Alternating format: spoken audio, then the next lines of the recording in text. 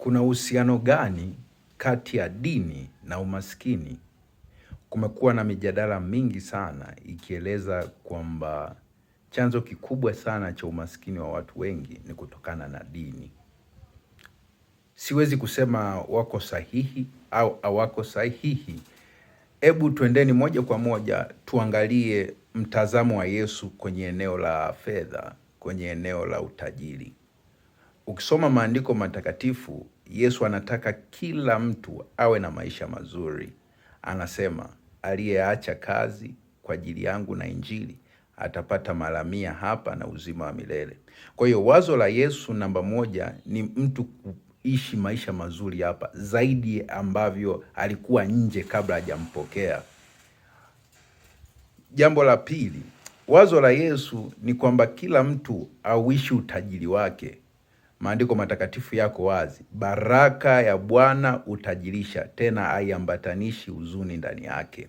Kwa hiyo swala la Yesu katika mtazamo, anataka kila mtu ambaye amempokea aishi maisha ya utajiri. Swali, kwa nini hawaishi maisha ya utajiri? Hili ndio swali langu. Kwa nini hawaishi maisha ya utajiri? Je, chanzo ni dini zinazosababisha watu hawa wasiishi maisha ya utajiri? Ingali Yesu anatamani watu hawa waishi maisha ya utajiri? I don't know. Kunaweza kuwa na sababu nyingi sana zinazopelekea hawa watu kutokuishi utajiri wa Kristo. Zinaweza kuwa sababu nyingi sana zinaweza kuwazuia hawa watu wasiuishi utajiri wa Yesu Kristo. Inawezekana isiwe dini tu, lakini leo tunazungumzia katika eneo la dini. Sababu mojawapo ambayo mimi naweza kuitem kama dini ni chanzo kikubwa cha watu kuto kuishi utajiri wa Mungu, sio dini zote, baadhi, ni kwa sababu ya fundisho.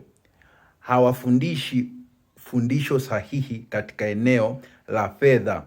Ukisoma maandiko matakatifu, Biblia iko wazi, inasema shina mojawapo la mabaya yote ni kupenda fedha, sio fedha. Pale kinachozungumzwa ni tabia. Kwa hiyo watu wengi wamechukua hili neno kama fedha ndio chanzo cha dhambi. Watu wengi wanahubiri fedha ni chanzo cha maovu, lakini sivyo ilivyo. Tabia ya kupenda fedha ndio inapelekea maovu, sio fedha ndio ovu. Hapana. Kwa hiyo dini haifundishi kweli katika eneo la kutunza fedha. Dini haifundishi kweli katika eneo la kuwafanya watu wazalishe fedha. Fedha inazalishwa kwa namna gani? Na maandiko yako wazi, ni njia nyingi sana ambazo mtu akizifuata ataweza kuwa na fedha. So dini zimejikita sana, baadhi ya dini zimejikita sana katika fundisho la utakatifu tu, limesahau fundisho la kuwaelekeza watu ni namna gani waishi vizuri hapa duniani. Na hapa duniani kuna mifumo elekezi, mifumo ambayo ipo, ambayo mwanadamu akiifuata, akiendana nayo, basi atakuwa na vyanzo vya kipato. Miongoni mwa mifumo, mtu yeyote mwenye uwezo wa kutatua matatizo ya wengine, huyo tayari lazima fedha imfuate.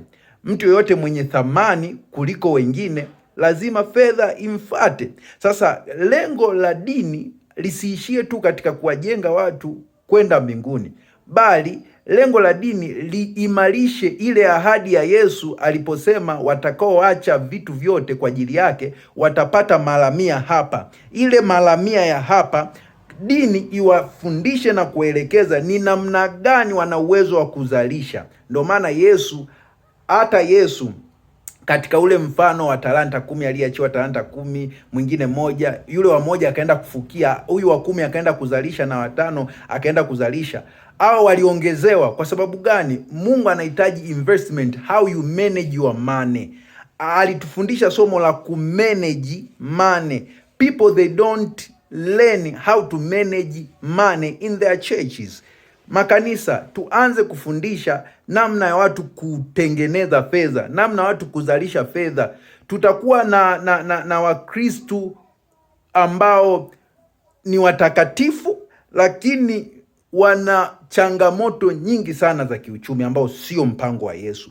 Makanisa, Let's sit down, let's make a strategies how young men, young girls, elders, they can generate their income in order tuwe na makanisa bora na yenye nguvu. Huu ni wito wangu. Naamini kuna baadhi ya makanisa ambayo yanafanya zaidi.